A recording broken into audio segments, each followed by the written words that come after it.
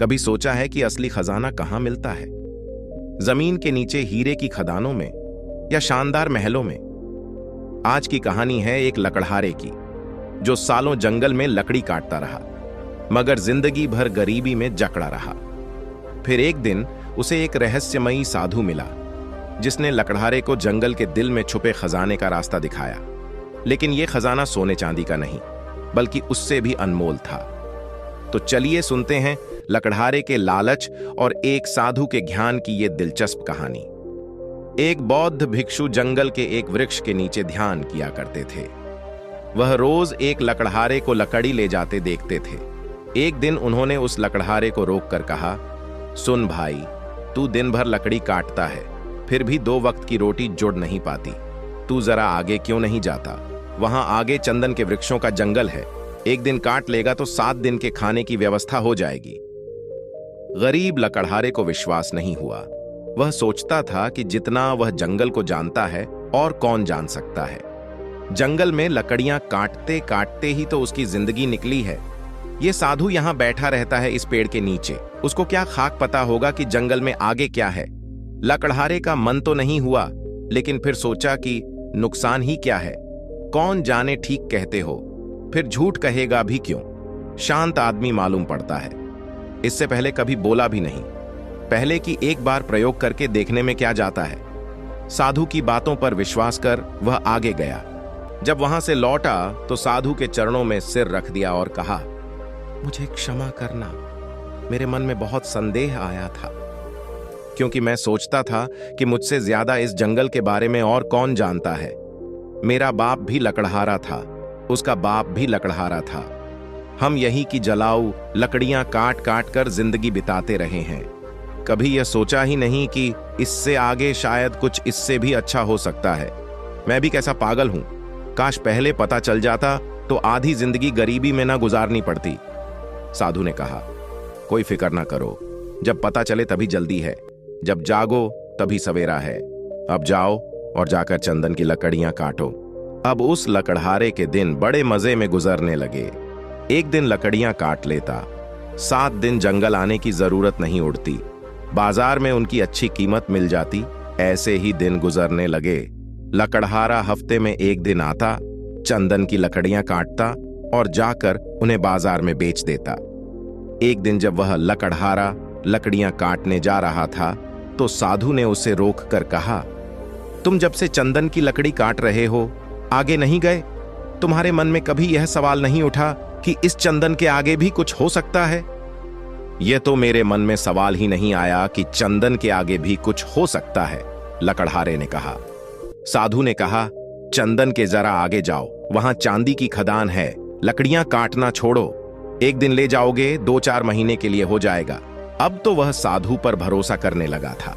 बिना कुछ सोचे वह भागा। वहां जाकर देखा तो सचमुच चांदी की खदान थी। वह खुशी से उछलने लगा। अब तो वह 4-5 महीने में एक बार आता, चांदी लेता और अगले 4-5 महीने आराम से रहता। ऐसे ही कुछ साल गुजर गए। एक दिन जब वह चांदी लेने जंगल जा रहा था तो वह साधु उसे फिर से उसी पेड़ के नीचे बैठा मिला। उस साधु ने लकड़हारे से कहा, अभी भी तुम चांदी ही ले जा रहे हो? थोड़ा और आगे जाओ, वहां सोने की खदानें हैं।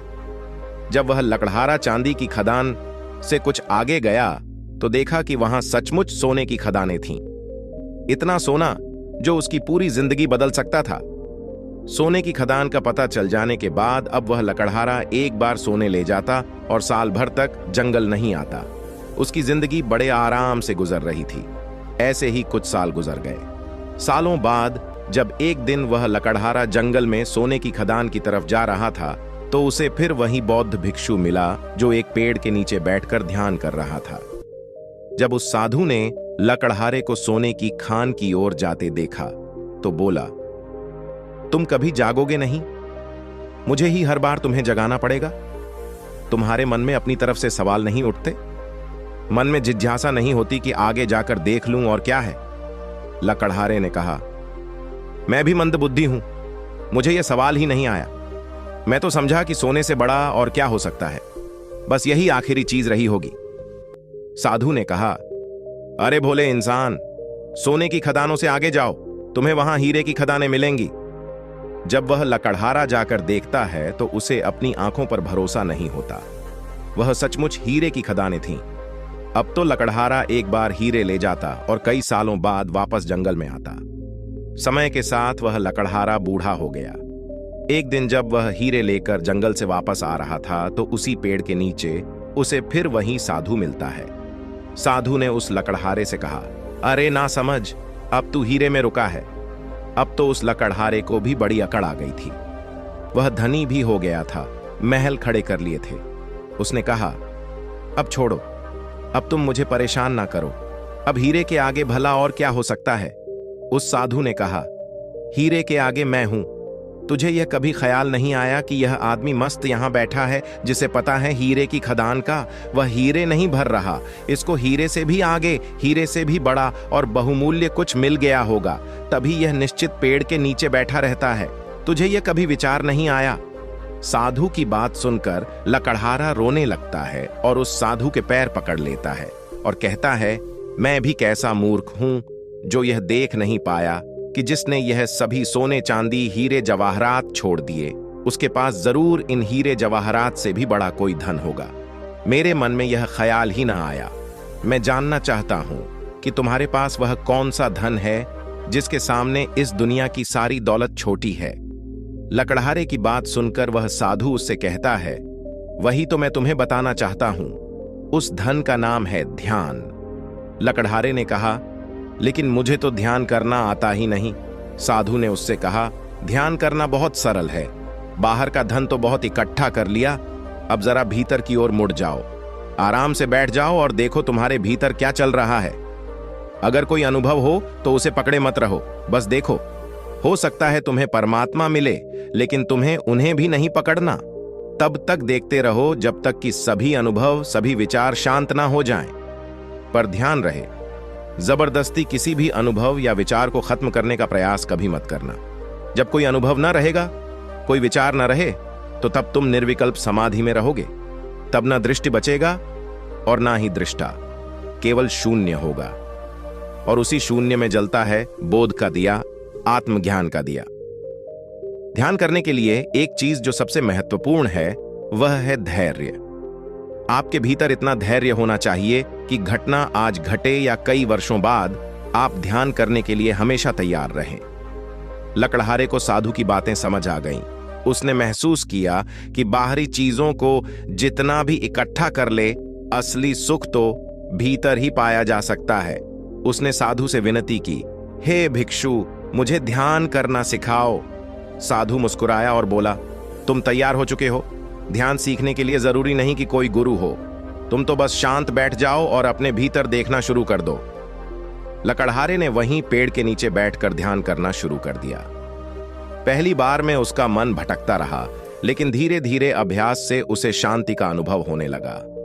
वह पहली बार इतना शांत और स्थिर महसूस कर रहा था। कुछ समय बाद लकड़हारा साधु के पास लौटा और आंखों में चमक लिए हुए बोला, हे भिक्षु, मुझे लगता है मैं समझ गया। धन दौलत कितनी भी हो, असली खजाना तो हमारे भीतर ही है। साधु ने सिर हिलाकर सहमति जताई और कहा, अब तुम जानते हो कि असली खुशी कहां मिलती है। खुश रहो और ध्यान का अभ्यास करते रहो। लकड़हारा जंगल से लौट गया। अब उसके पास हीरे जवाहरात तो कम थे, लेकिन उसके चेहरे पर एक अलग ही चमक थी।